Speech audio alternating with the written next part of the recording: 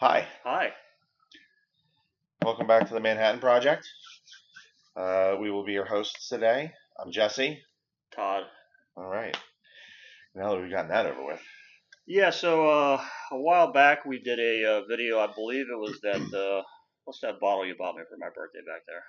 Little book, The Infinite. Little Book. Yeah, so the brand ambassador for Limestone Farms. Is that right? Limestone. Limestone, yes. Limestone Farms. Yes. Tom.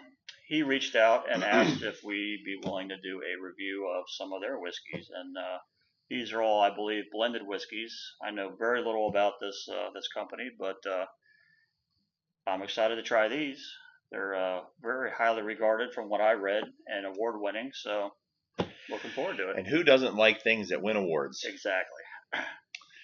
So Um, the plan is to do this neat and in a Manhattan, following our normal format.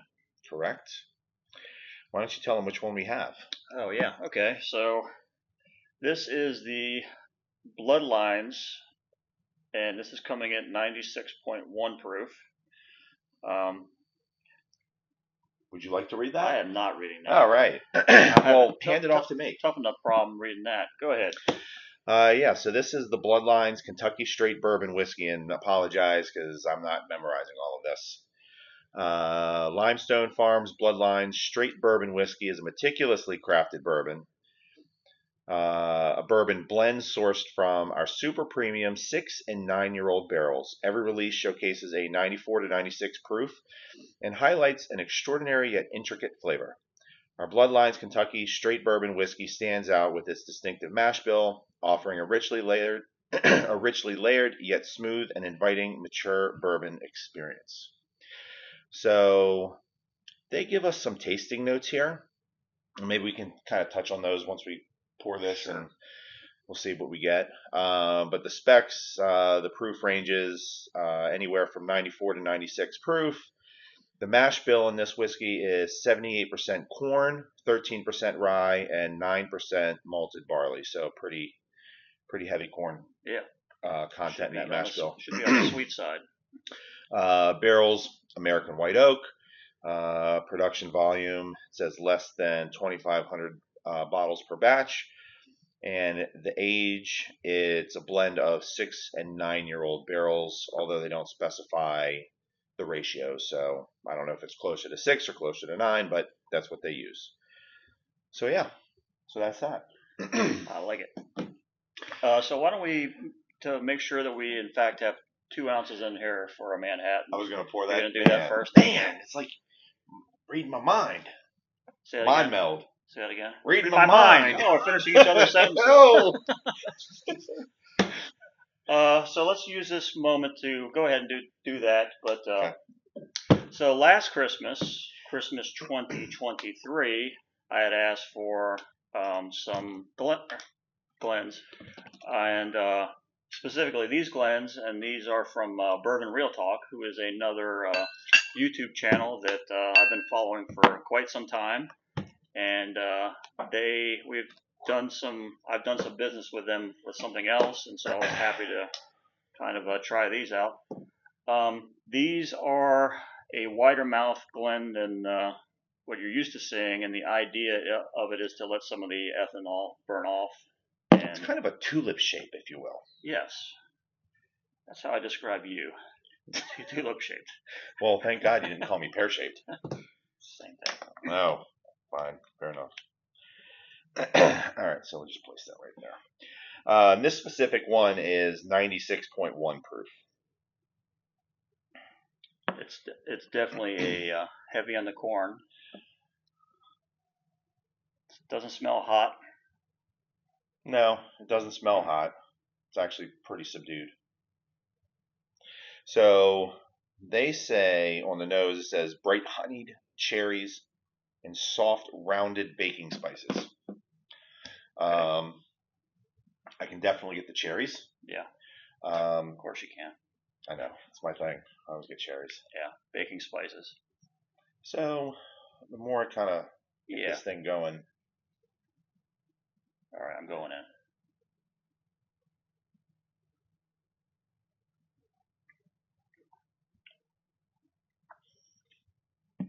That's quite nice. It's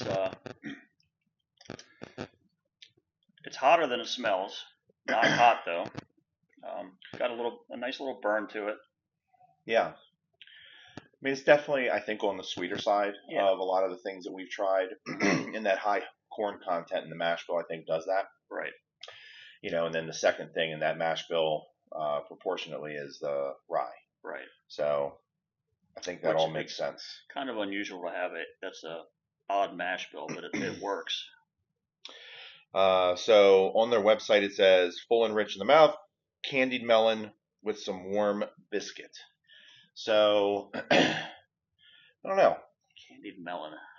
I don't know that. Well, you know, so we have a very small pour here. Yeah. So it's kind of hard to really get it. I like the flavors though. This is a. If you kind of chew it a bit, I can see where you get that candied melon. Yeah, and it's corn forward too. Very much. Yeah. But yeah, so I like that. Are we just gonna kind of let these be standalones and no grades? Are we grading them? How do you want to do this?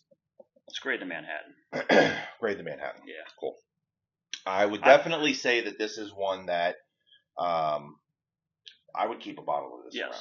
I only say let's just grade the Manhattan only because we don't really have enough of it here to give it a fair shake as a neat pour. So I do like it though. And I didn't highlight the tasting notes for the finish. It says long and easy finish, heightened with a Kentucky love hug. Interesting. Long and easy love hug. Hyphenated. Okay. Love hug. Lingers around with secondaries for a couple of minutes. I will say that it definitely lingers. Yeah. It's still kind of on my tongue a bit. So I don't know. I kind of liked it. Yeah. I thought it was good. So now you know the real deal. The real test. Why you all are even here in the first place. I mean, I know it's why we're here in the first place. It is. Already got the 2 ounces reserved. You know, we really probably could have done like a 3/4, so we could have got a little more with that. Maybe we'll do that in the next one. Yeah, live and learn. Correct. So 2 ounces of our whiskey. Into that, we're going to do an ounce of sweet vermouth. Let's fast forward through this. Ice, stir for 30 seconds. We'll be right back. See ya. Toyota.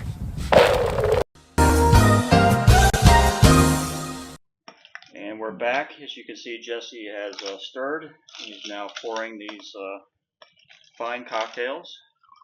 We need but to finish it with a couple of cherries and be done with it. Yep. I'll give you the heftier of the two. Oh, I didn't get you anything. I know. It's okay. I'm used to it. All right. There we go. Smelling notes, nosing notes on a Manhattan. Good news is... It smells like a Manhattan. Yes. All right. First step. I know. You know. It smells good. It does smell good. Yeah. I get the heavy notes of a cherry.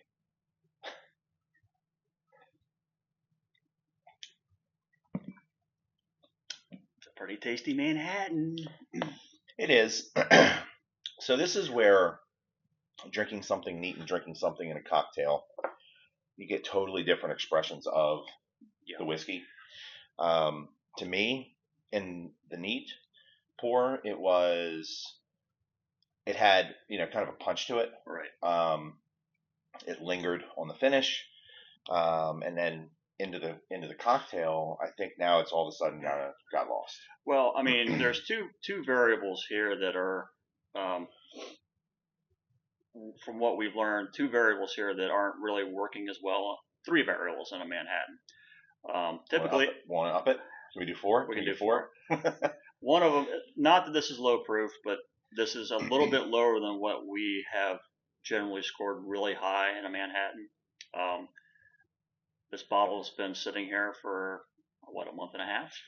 Yeah, but I mean it's been sealed, Yes. and it was filled to the top, so there really wasn't. Right. I don't know that it would have been due to evaporation That's of that's just ethanol. a variable. Correct. And then the last thing for me is, and I knew going into this once I heard the mash bill, Yeah. heavy on the corn, Yeah. makes it sweet, and the sweet ones we don't necessarily love in Manhattans. What is it? Sweet. The sweet one? The sweet one. Yeah, so I can say it's a solid Manhattan. Is it one of the best ones I've had? No. But it's pretty good. Yeah, I don't know. It just gets lost. It gets lost.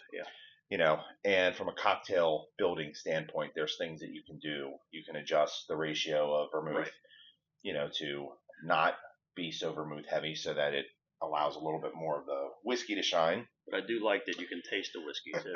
You can. Yeah. You definitely can. I mean, you know that you're drinking a Manhattan as soon as you take a sip of it. It's not like, it tastes like you're just drinking vermouth, but definitely gets hidden a bit. And I mean, to be honest, for that, I mean, I'm probably at like a 6.5. It's about where I was. Yeah. Above average, but it's just not great. Yeah. Correct. Again, serviceable. We should always say that this is not necessarily a measure of the whiskey. No. It's a lot of personal taste. So it is. This is just, two guys' opinion of how a particular whiskey fares in a cocktail, right? In one specific cocktail.